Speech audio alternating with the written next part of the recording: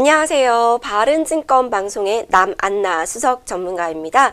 오늘은 5월의 마지막 거래일 무사히 마쳤습니다. 힘든 5월장 보내시느라 너무 고생 많으셨습니다.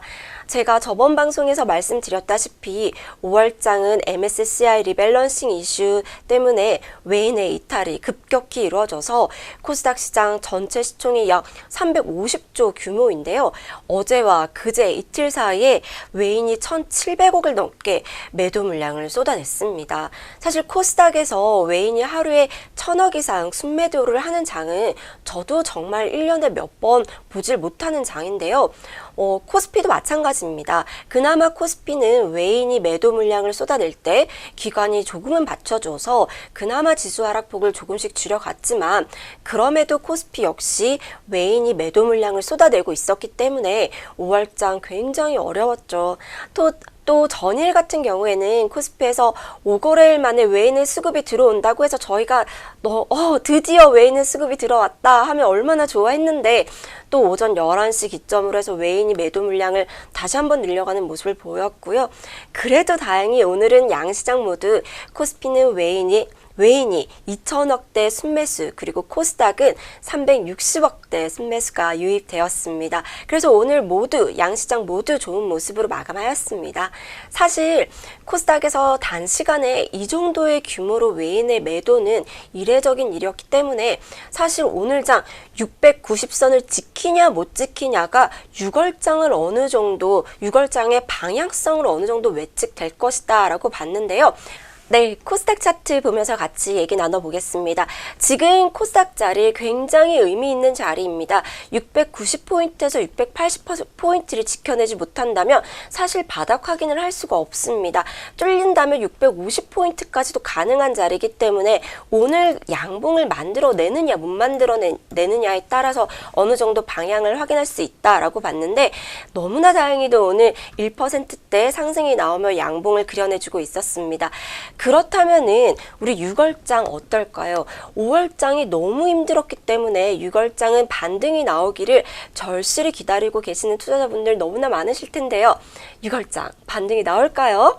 네, 6월의 관전 포인트는 사실 기술적인 분석으로 봤을 때는 오늘 양봉을 그려주고 너무나 좋은 마감을 해줬지만 사실 6월 28일에 예정된 G20 정상회의가 우리 6월장의 관전 포인트가 될 것입니다. 정상회의 앞두고 미중 간의 무역 마찰에서 어느 정도의 합의가 이뤄지느냐 그것이 포인트인데요.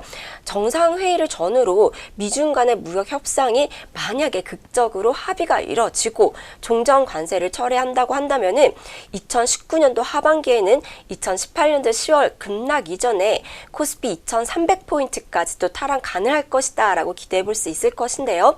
하지만 만약 종전 관세가 유지되면서 합의가 지연된다면 코스피 12개월 선행 PBR 0.8배인 2000포인트를 중심으로 1900에서 2000포인트 박스피에 머물 가능성이 굉장히 높습니다.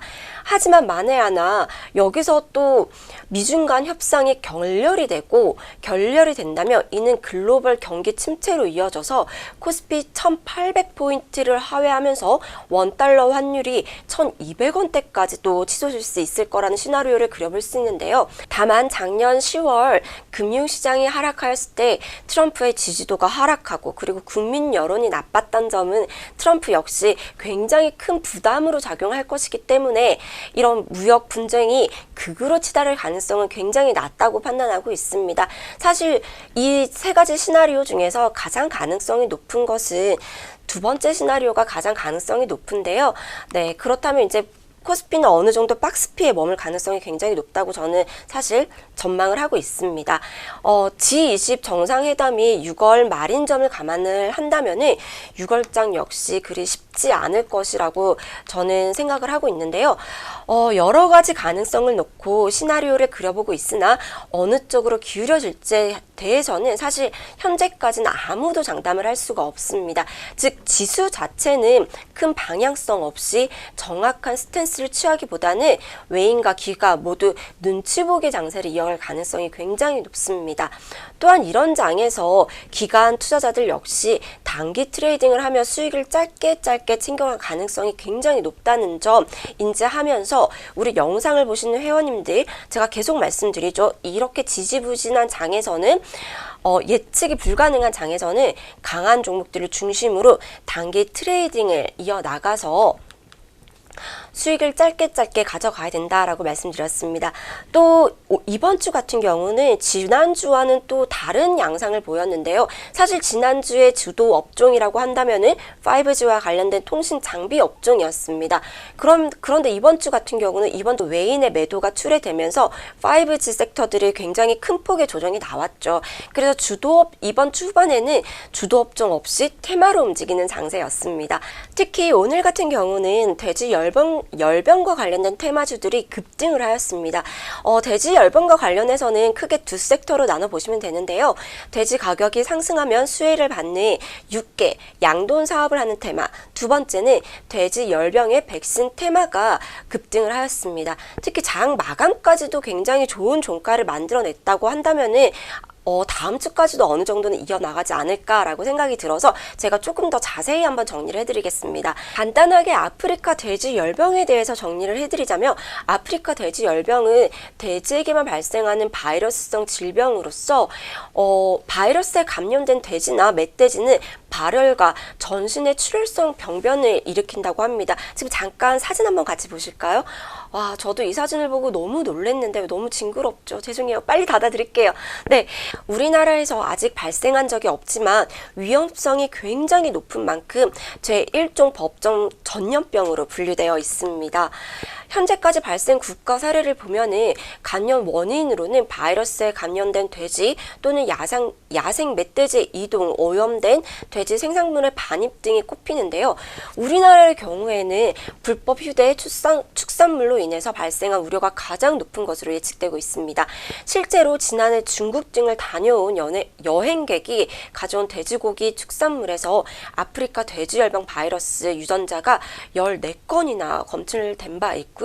지금 이렇게까지 이슈가 되고 있는 이유는 북한의 임적 지역에서 돼지 열병이 발생했기 때문인데요. 그게 지금 남쪽으로까지 전파 가능성이 있다고 보고 굉장히 높다고 판단해서 지금 현재 우리나라에서도 10개 시군을 특별 관리 지역으로 정하고 위기경보 심각 단계에 준하는 방역 조치에 나섰기 때문에 지금 장 마감 후에도 이와 관련한 뉴스 속보는 계속해서 쏟아지고 있습니다.